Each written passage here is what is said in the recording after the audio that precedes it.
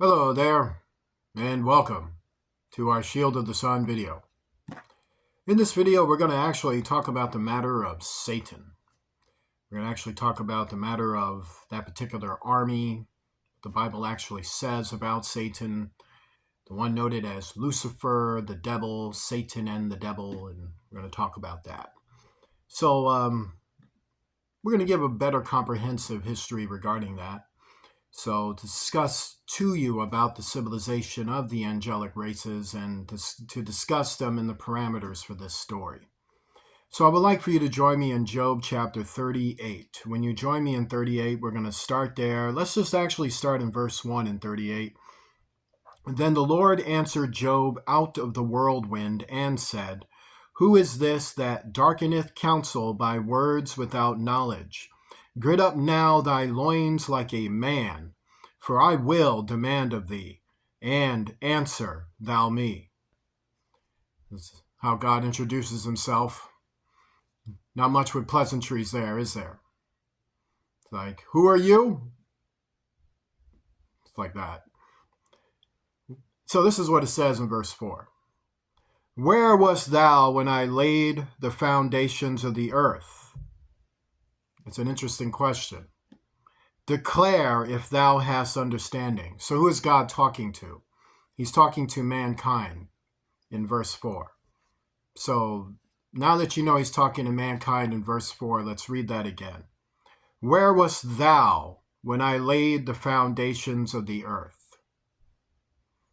Declare if thou hast understanding. So when we were created, when males and females were created, did you ever think that we were actually created before creation came into existence? Which was created by God, that before there was let there be light and land and earth and things of this nature, that mankind was created prior, and that mankind was created at a time when the very blueprints or discussion of creation from God to the persons in the kingdom of heaven was already going down. That the Bible actually told you that the souls of mankind, males and females, were made originally in heaven, in the kingdom of heaven. And Genesis is actually describing the creation of the second heavens and the first heavens, while the third heaven was already there. And in the third heaven is where mankind was created. Males and females were created in the third heaven, in the kingdom of heaven, and then they were brought to what was called the lower realms through the second heavens and onto earth. And that Eden was actually an area in heaven that was planted on the earth, meaning it came through space and then went through its interdimensional spherical opening to infuse its celestial dimensional plane towards our reality, and hence it became a parallel world where Adam and Eve first dwelt before they were kicked out of Eden and brought to the world of earth. So this is very interesting. So let's read it again. Where wast thou when I laid the foundations of the earth? Declare if thou hast understanding. Who hath laid the measures thereof, if thou knowest? Or who hath stretched the line upon it? Of course, that was God. How do we know that was God? Well, God did something to us a long time ago. Why do we all have the consciousness of God? Why is God within our very being? Because God spoke to us before. He told us things before. He told us things in heaven before we got here. Hence, there are things we inherently do know. We can reject them. We can, have different opinions later. And those will only just be opinions formulated later to convince you of something. But inherently, we do know the truth. Whereupon are the foundations thereof fastened? Or who laid the cornerstone thereof? Now listen to this very carefully in verse 7. When the morning stars sang together, and all the sons of God shouted for joy. So this is to say that when God announced creation, when he announced the plans of creation, the morning stars sang together and all the sons of God shouted for joy. So he is telling you that mankind and the angelic races were both told about the plans of the creation that was described in the first chapters of Genesis. And after God explained that to mankind and the angelic races and mankind all got together and had a big wild party. They celebrated God, sang together, shouted for joy. What does that tell you? Celebration. They had a massive party at the announcement of the plans of God's creation. So, therefore, Lucifer, as you know him, was there at that time. So this gives you a pretty interesting understanding about things, and this is explained right there to you in Job. That God was talking to mankind and the angelic races before he said, "Let there be light," to the creation for which he laid the foundations of, and explained all of that to the races he created in heaven. So he told mankind, he told the males and the females about his plans, and he told the angelic races, he told the masculine angels and the feminine angels all about his plans. He told them all about his plans. And they all, meaning Lucifer, this is when the fallen angels were good. So before they betrayed God, they were all told about those plans, along with all the angelic races, and all of mankind was there too. And God spoke to all of them and told them about this. And this is what's actually being explained in Job and told to Job and his companions about what I'm telling you in this video is exactly where I learned it from is from Job, is the exact words God is telling them. God is telling them this, that this is what happened, that mankind and the angelic races were already created in there when God had already explained his plans of creation. It's very, very interesting. Now that we understand that, let's go to Isaiah. Go with me in the chapter 14, and we're going to read starting in verse 1. For the Lord will have mercy on Jacob, and will yet choose Israel, and set them in their own land, and the strangers shall be joined with them, and they shall cleave to the house of Jacob. And the people shall take them and bring them to their place, and the house of Israel shall possess them in the land of the Lord for servants and handmaids. And they shall take them captives, whose captives they were, and they shall rule over their oppressors. And it shall come to pass in the day that the Lord shall give thee rest from thy sorrow, and from thy fear, and from the hard bondage wherein thou wast made to serve. So it starts talking about something that happens to the Israelites after they had already gotten their land. So remember, they lost their lands for a long time, and then after World War II, it was solidified for them to have Israel, and then the Israelites returned to the Promised Land. But it's also prophesied that they would lose those lands in time as well, that events would take place in the future where terrible things happen in the Middle East, which then also comes down upon their people, and the rise of fallen angel regimes start to come up after catalysms take place on our planet, and they start to genocide pockets of the cultures of civilizations and start taking over lands on Earth through the happenstances of what has taken place because of prophecy. So prophecy talked about catalysms. Catalysms change our world. It talks about the interdimensional doors of remote activity being blown open and being more open and present in the fallen angels, and forcing an invasion upon our planet by the auspicious compacts they made with various groups of general mankind, and then came into our world and forced coexistence on us as prophesied.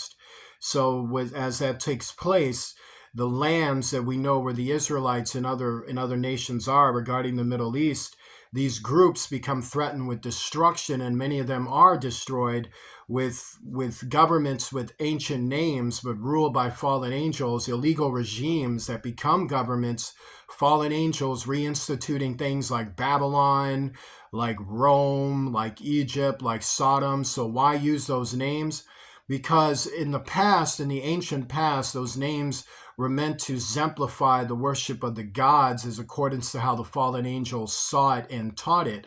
So what they're seeking to do is reappropriate these names again and use the exploitation of those names in order to institute once again upon our planet the return of mankind to worship a pantheistic, futuristic religion noted as New Age Satanism, to reinstitute the worship of the fallen angels, the gods and the goddesses once again, which is what happens in the far future. With all the technological ability of the increase of knowledge that would be prophesized with it. So remember, they're worshiping Abaddon Apollyon, who has a religion where he is above every god, and therefore he institutes a religion where all the gods that he had to conquer is what he steps on to become the Antichrist. So before the Antichrist rises, what we have in our world is a return of the worship of the gods and goddesses who will dwell on our planet through the catalysms and the prophecy for which spoke about it. So now that we understand that, let's go into verse 4. That thou shalt take up this proverb against the king of Babylon and say, how hath the oppressor ceased, the golden city ceased? So we do eventually learn that this king of Babylon was not human. It wasn't talking about a human being. So this verse 14 in Isaiah is actually talking about the future. So it talks about this oppression that happens with the Israelite people and oppressions that are taking place in that region in general. But in this case, it's talking about the Israelites, because the Israelites in the future are threatened by the Antichrist, and the Antichrist seeks to take their lands. So before that takes place, you have the rise of these fallen angels coming and bursting onto our planet, and they were starting governments and, legal ones. So to understand, how hath the oppressor ceased? So this is about Lucifer. This is about Satan being called the king of Babylon in chapter 14, because in the future, he reinstitutes a futuristic Babylon in the future after the catalysms take place.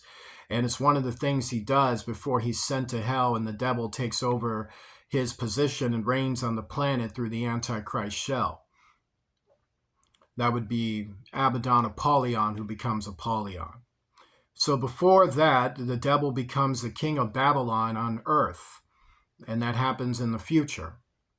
So let's talk about that. How hath the oppressor ceased, the golden city ceased? So that's to say the devil one time had a golden city where he used to, in the past, the devil used his golden city as a means to promote the rebellion before God, that he started the rebellion of God in a city for which he was given principality over. So God made him king of this golden city. And then God had him rule this city to give God glory, worship, and honor and all of that. And the devil used that city as a means to start oppression. The opposition to God was started in this golden city of Lucifer.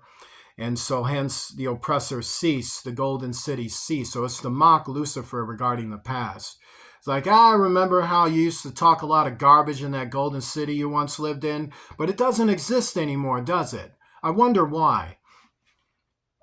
The Lord hath broken the staff of the wicked and the scepter of the rulers.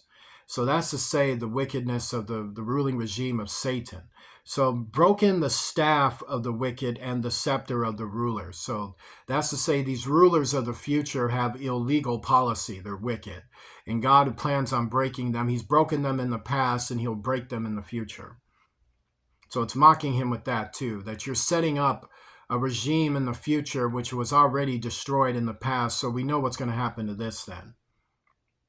He who smote the people in wrath with a continual stroke, he that ruled the nations in anger is persecuted, and none hindereth. So it's mocking Lucifer because in the future, Lucifer sets up a government on earth as a means to thwart prophecy. And thus, in his attempt to thwart prophecy, he's trying to prevent himself from being tossed into hell at the appointed time. And thus, he is being mocked for all of his efforts. This is a guy that rules nations by making people angry. This is a guy that rules his groups by persecuting them.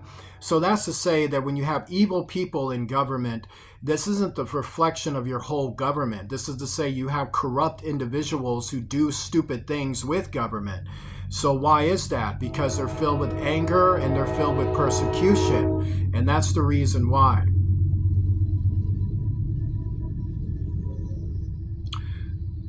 So to understand it, persons who become Satanists, they rule others by persecuting them because they're angry all the time, and hence Satan rules his followers by just that. He rules them through anger, he rules them through division and hatred, and he rules them through persecution. So that's what he does. So that's the picture of it. And he's saying, this dude, this is the way this guy runs things, and we're supposed to respect you. And in the future, you're doing all of this and that. You're just a silly little bird. The whole earth is at rest and is quiet. They break forth into singing. So that's mocking the fallen angels again and saying that, when things are good, when things are quiet, when things are pleasant, here you come driving 100 miles per hour. Here you come complaining about this and complaining about that. And then you do it by singing. Here you come sounding like you need to make sense, but you don't. And here you sound like this and that. Here you come to disrupt peace with your melodious opposition. Yea, the fir trees rejoice at thee, and the cedars of Lebanon, saying, Since thou art laid down, no filler has come up against us. And it's really saying that when you shut up and are just dead and quiet, this is when we're actually rejoicing. So the environment mocks Lucifer. It's saying, we're far better off and happier when you're dead, is what they're telling Satan. Hell from beneath is moved for thee to meet thee at thy coming. Once again, it's confirming who I'm talking about and what I'm talking about. It stirreth up the dead for thee, even all the chief ones of the earth. It hath raised up from their thrones all the kings of the nations. So these kings of the nations are the ones described in Revelation. And Revelation talks about the Necopolitanes and the rise of human rulers who worship the gods and goddesses and eventually consolidate their power to give it to the Antichrist. So you have not seen these kings yet. But these kings in the very, very far future appear, and they were empowered by the fallen angels to become demigods of mankind in the future. And they become those who end up grabbing the reins of many cultures, heritages, and former governments, and they hand those providences over to the fallen angels and reinstitute ancient pagan ways and ancient names to serve the fallen angels with it. Hell from beneath is moved for thee to meet thee at thy coming. So that's to say, Satan, you're going to hell soon. So you're doing all of this crazy stuff in the future because you're about to go to hell and you're about to be replaced with the devil. So we know what's happening with you. It stirreth up the dead for thee because you know about all the suffering that's going down there and you're next. Even all the chief ones of the earth. So all those important men you sent to hell. You're about to go too. It hath raised up from their thrones all the kings of the nations. All they shall speak and say unto thee, Art thou also become weak as we? Art thou become like unto us? So they're going to mock Lucifer, going to be like, you went to hell too? So you're getting punished and mocked and all. You don't run hell. I thought hell was your place. This is like you're getting the same punishment we all are. Boy, well, to talk about getting deceived, right? Thy pomp is brought down to the grave, and the noise of thy vows, the worm is spread under thee, and the worms cover thee. So all that pleasant singing and instrumental ability, you're about to lose it all, buddy, because you're about to be attached to the worms that attach to the energies of hell. So that worm attaches to you. It's plugged into you. I mean, you're going to have more than one plug. You're going to have lots of them, and all these cords are going to get attached to you, and these cords are alive with the worm of hell's environment, and then hell's environment is activated and becomes alive and starts to torture you and burn you for everything that you are.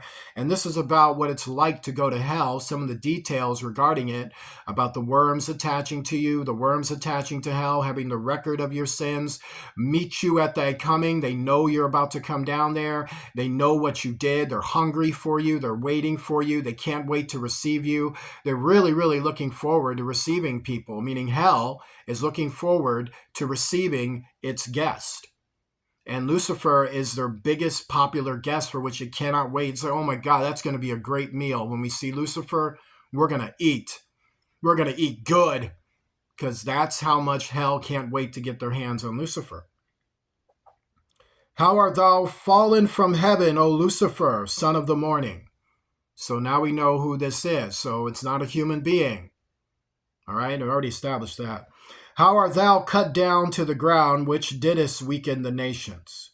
So it's talking about what happens to Lucifer in the future, that, for all of this troublemaking, he's not even going to make Armageddon. He's gonna be dead before its annunciation and before its manifestation. At the very last day, he gets released again, just to face his ultimate destruction. So he misses Armageddon, but he definitely will be there for the final day to get. For thou hast said in thy heart, I will ascend into heaven. So you want to know what made him a nut. I will ascend into heaven. I will exalt my throne above the stars of God. I will sit also upon the mount of the congregation in the sides of the north. You know how dumb that is?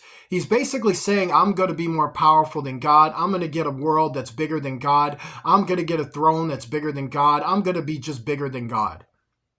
I will ascend above the heights of the clouds. I will be like the Most High.